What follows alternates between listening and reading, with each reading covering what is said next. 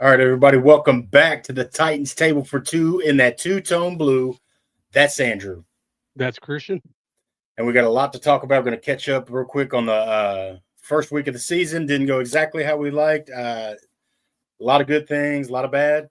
And then we're also going to preview the Rams for you coming up tomorrow. So all that when we come back.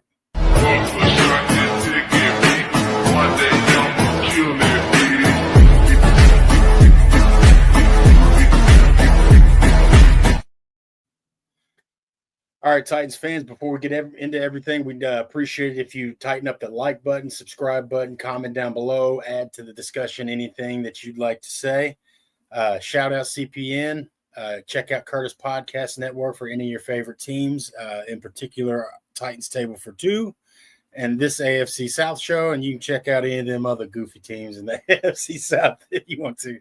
But yeah, man, first week of the season, dude, I have some mixed feelings. Obviously, I'm very frustrated because we didn't ultimately get the win and the upset. But in one way, I was a little bit vindicated because I think everywhere you looked, we were getting blown out.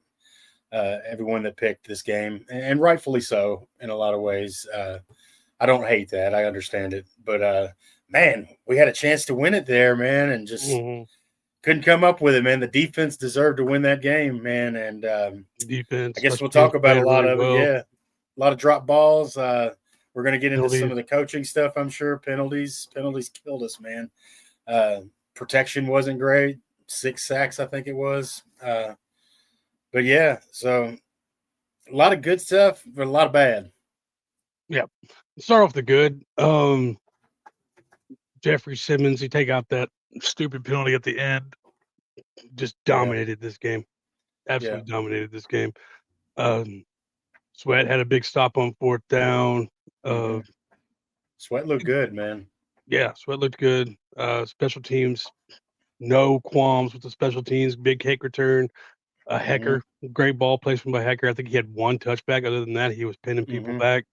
Got a little flash out of DK there. Yeah. Joey Sly, perfect on field goals, hitting 1 from 50.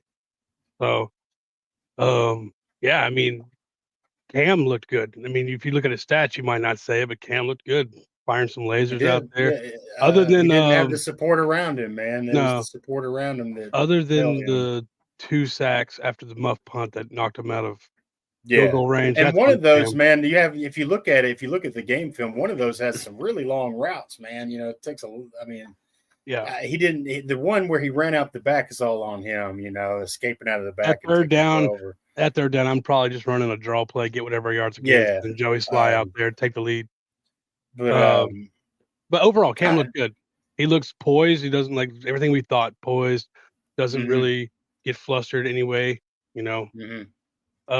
So like what we saw from Cam, like I said, if you looked at his stats, 12 for 28, that was horrible. But I mean, could have easily been 20 for 28. I mean, I think I counted I think the stat I saw somewhere was like 8 drop balls in the game. That's what Orlovsky said. I counted 6 as I was watching. Orlovsky said 8. I think, one of those 4 on Calvin is definitely on Cam. I have to be honest because it touched his fingertips, but I mean, it barely grazed him. That ball maybe was a little out ahead. I mean, let's just be realistic. You know, guys can only do so much. He can only stretch so far. And then there's obviously the play by Ellick where it should have been challenged. Yeah, I guess we could go ahead and get into that, man. I mean, I get it, dude. Some people are hot on Callahan, and I was thinking the same thing, man. I mean, I know all due respect to the head coach, man. I was frustrated with him this past week, man. I really was. The 3 plays back on the 1-yard line or backed up to your own end zone.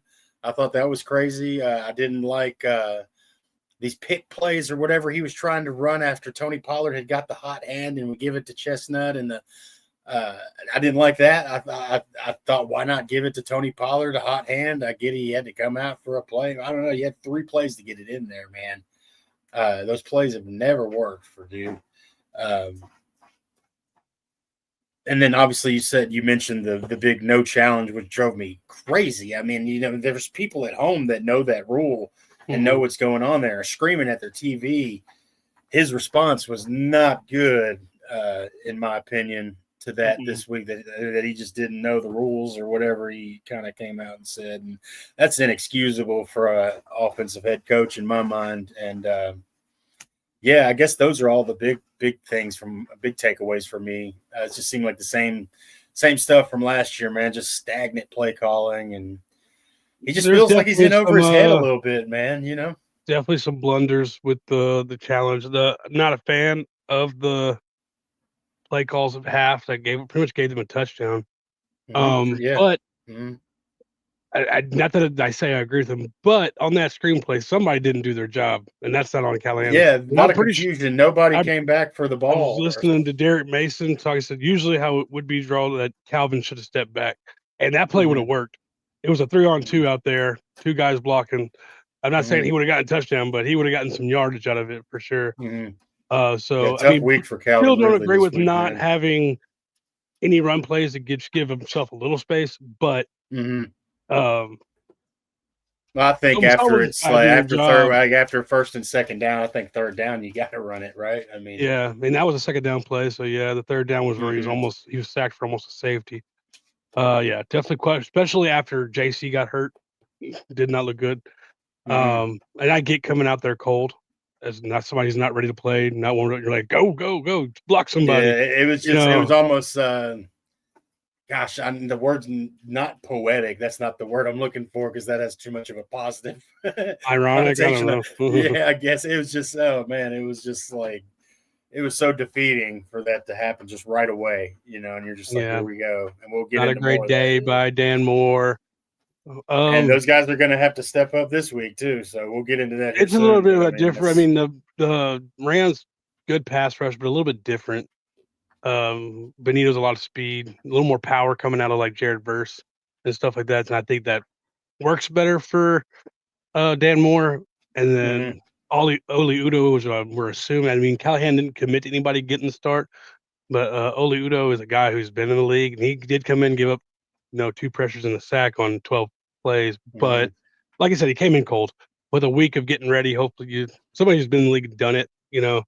Hopefully he plays a little bit better this week. But yeah, Callahan definitely penalties. You don't see many games where you get 4 turnovers and lose, and the way to do that is to get 130 yards in penalties. You're giving up a 6 points off 4 turnovers, a football field and a half.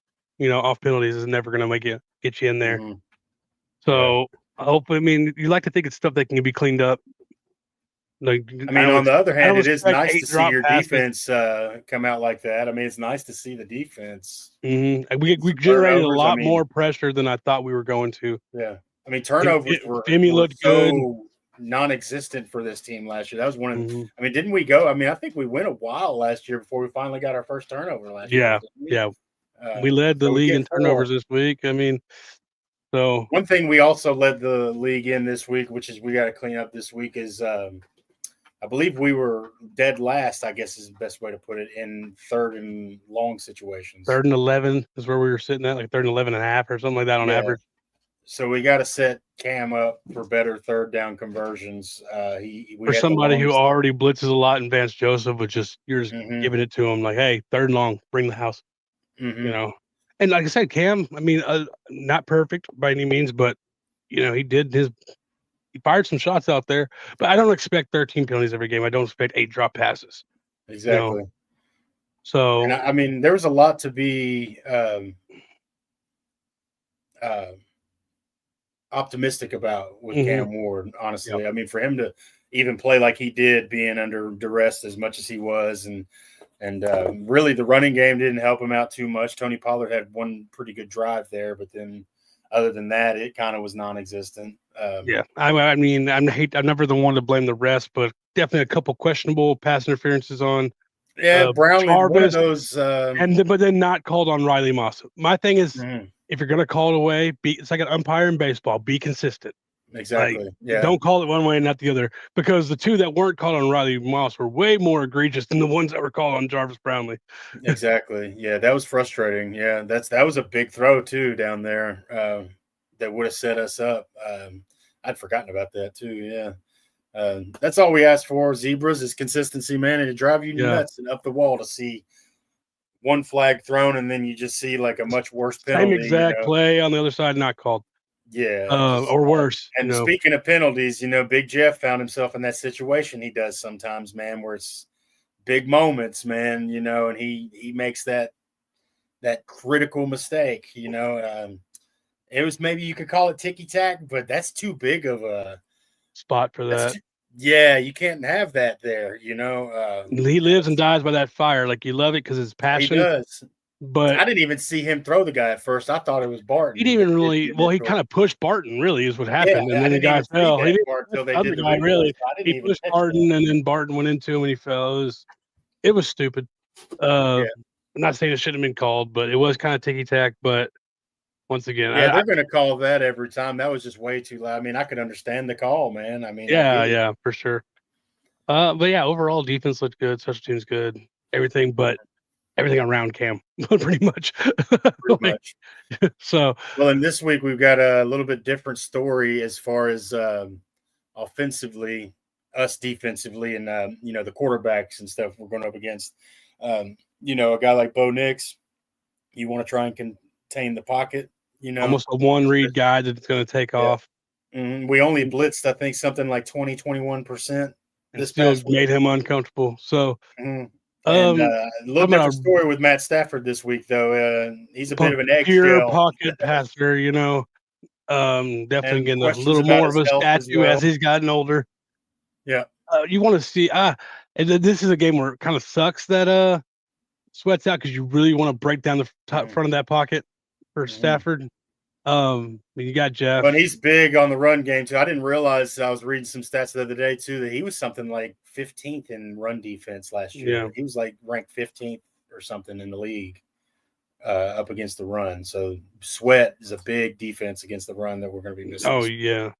But James Lynch can come in and I'm trying to pull up some PFF stats real quick. Oh, that's because I called him Cedric and then add the R into his last name. That'll do it. I want to see, because Cedric had a really good game. I was just about to say, man, I'm loving seeing him come out of his shell a little bit here. 82.2 run defense, 9th among all linebackers in the run defense. So you like that? Great, man.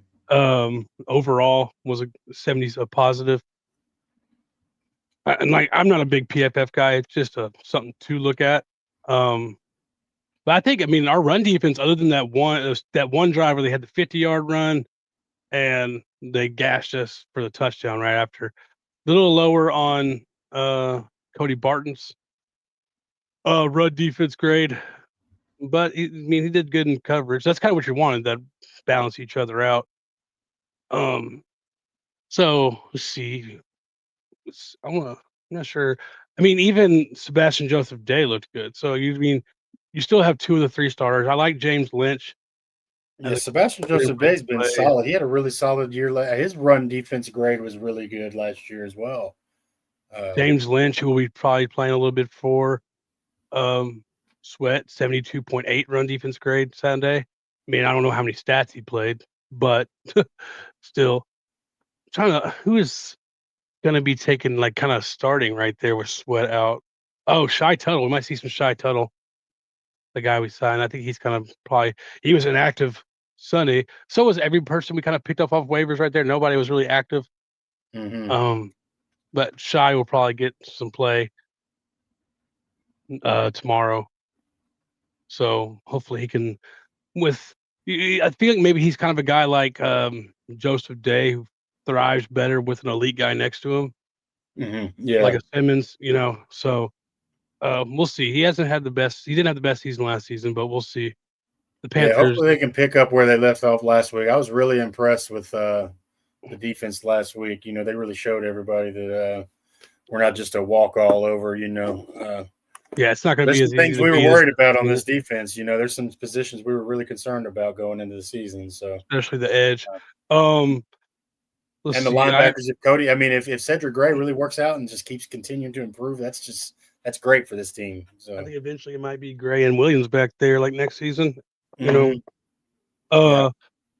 You hope L'Jarius Sneed play was on a snap count last week. 19 snaps. I think he's always played. You're hoping that increases, maybe even double, 35 to 40 snaps. He didn't tweak. That's what I was worried about, because I saw him on the sidelines. Did he tweak something? But no, I guess they just had a pitch count on for him. Yeah. So you're hoping to see some more from him. Roger got a pick. Xavier Woods got a pick. They do run a lot of 3 safety stuff. You saw Dude, my Quandre out there boy quite a Femi bit. almost got in there for a sack, man. I know. He almost, man. I was sitting there waiting for it, dude. My prediction right there almost came true, dude. The final bite. So you're going into this week, you're going to be looking definitely like how does the offensive line perform? Obviously, without JC, hopefully, I mean they didn't put him on IR, so I'll take that as a good sign that maybe he can be back next week. Yeah, it's just worrisome. It's that same old right tackle position there. It's just wow, good grief. What happened? Sorry, I'm watching Clemson and Georgia Tech, and Georgia Tech just won with a field goal at the end. And you should have seen that field goal. That thing just went like this. It just went back in the goalpost. Oh, that literally, I thought he missed it, and then it curved back in. That was incredible. Yeah, I had it up, but I was on a different page. Big upset. 3-0, Georgia Tech. So yeah, that's what we're gonna be looking at. Offensive line. Will these receivers catch the ball? Defense is going to be a little different this week for sure too. I think you get a lot more blitz and making Mac. You don't have to worry about containing that pocket near as much with a guy like that. No. And you want to make him uncomfortable as possible. I think you're going to see Denard Robert. I always say Robertson right there after I say that name, dude.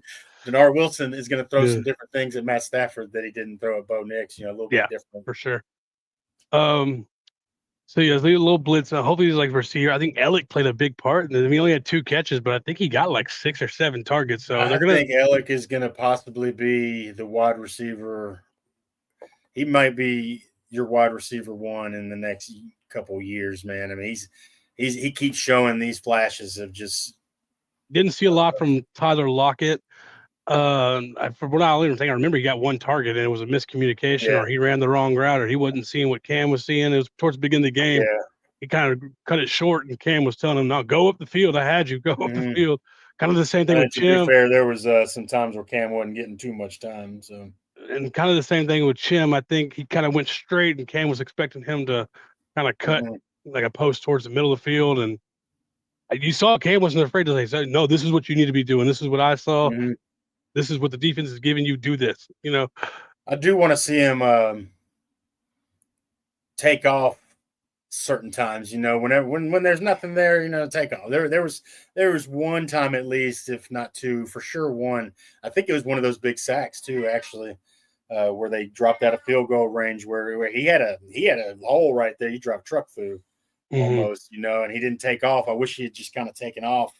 But that's a rookie quarterback, man. I do like that he tries to. It's not his first option.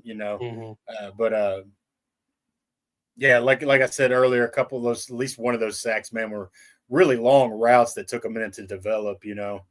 And just didn't quite have the time. But the Rams also have a little bit of injury trouble. Looks like if you look at the report, though, everybody for the most part is. There's a couple doubtful. Their line is a little bit banged up. I know 2 guards, right? Yeah, 2 guards, and they have a couple tackles as well. So their offensive line is banged up. They only have 2 doubtful: Colby Parkinson, tight end, and Steve Avila, one of your guards. But yeah, they had a lot of injuries to their offensive line in week 1, so that could be something to keep your eye on as well. That's why I think the Titans. I think the Titans could sneak one out this week. Honestly, I know we try our best not to be like homer favorites and everything, and it's just man. I'm a Titans fan, dude. I can't help it. Some of that's going to come out sometimes, but I really do think it's set up for the Titans to possibly sneak one out here. I'd much rather, honestly, I'd trade this for a loss if I could take the next 2 wins, week 3 and week 4. To be honest. I'd like to just see a better offensive scheme and everything. Let's see, Latham Sweat out. Doubtful Winston, like I said, not expected. And Mullins, expected. Nothing good, but those 2 out for us. But Avila being out, that definitely helps out with Sweat being out too. And Simmons getting some pressure up the middle. So let's see here. Trying to pull up.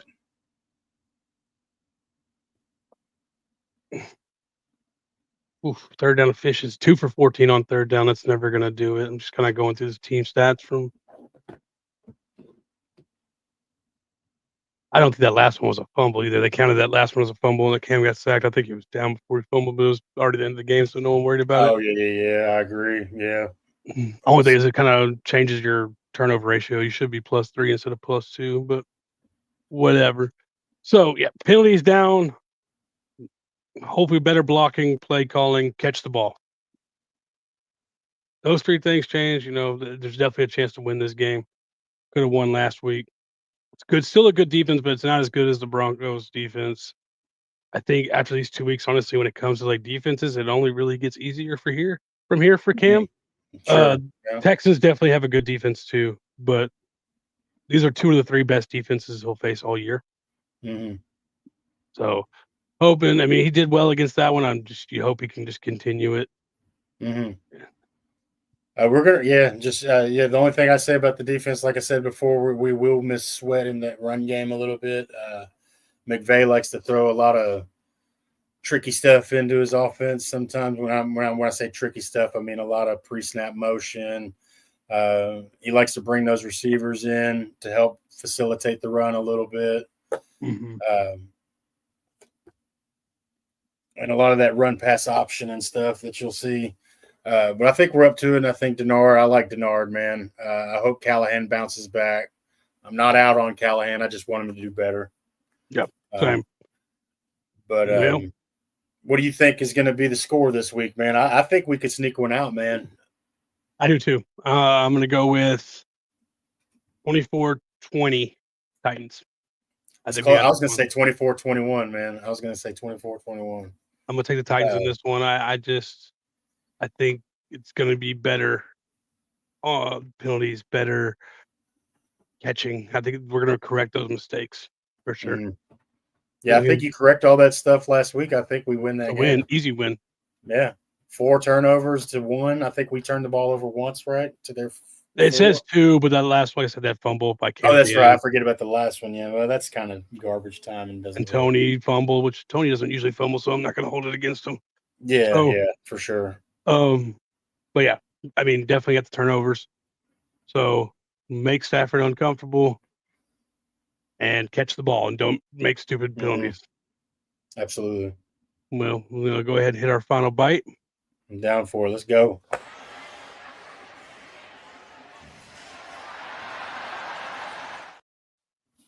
All right. Got one. I'm going to throw another prediction out here, man, because I'm feeling this one, man. One of my favorite guys that we picked up this year, rookie in the draft. Gunnar Helm catches a touchdown, first rookie touchdown in Tennessee. Crowd goes wild. 84. I'm looking at you, dog. All right. My final bite. His favorite targets in the years to come, man. I really do. There was a couple times. That was that one catch that didn't count. That was a really good catch, man. And it didn't count. He didn't come down in bounds, but it was he got one catch. After that too. Yeah, so Gunnar Helm touchdown this week. Yep. I'll take that. And my prediction is Cam's going to throw 2 touchdowns this week. 2 touchdowns. Nice. Cam Ward this week. So on that note, it's time to get out there and watch some college football, man. Yeah, Titans Table for 2. Like, subscribe, tell your friends. AFC South show should be on later today when we do our preview as a division. Unstable for the Colts, 3rd and Teal for the Jags, Real Texans team podcast for the Texans. Next week, we'll be doing a live show all together, the AFC South guys down in Jacksonville for Curtis's bachelor party. So that'll be cool. We should be on. Are we going to do our reaction pod tomorrow, probably around 7 or 8, right? Yeah. We'll be back on. I was not at home. We were going to do that typically every week, but I was not home until like 10 p.m. last Sunday. So we'll be on tomorrow after the game, like 7 or 8. Yeah. So look forward to us tomorrow with our instant reactions, maybe be a little more heated or a little more happy, So on that note, we're going to go check, please. Oh, real quick. September 27th as well. Oh, yeah. That's what I mentioned that too. Batch Brewery. It'll be kind of like a joint pod. It's really a Titans Table for 2 pod, but we'll have Curtis from the Real Texans pod as well. Jordan DeJaney will be there, CBS Sports. come check that out if you want to come see us. They're having a car show as well. It'll be Saturday, the 27th of September. Yeah, it's like 12 to 2 or something like that. 7. So yeah, forgot to mention that. On that note, again, check please. And this one's on Callahan because he owes us. I was gonna say, yeah. It's all on you, buddy. Same thing. Peace out. Tighten up.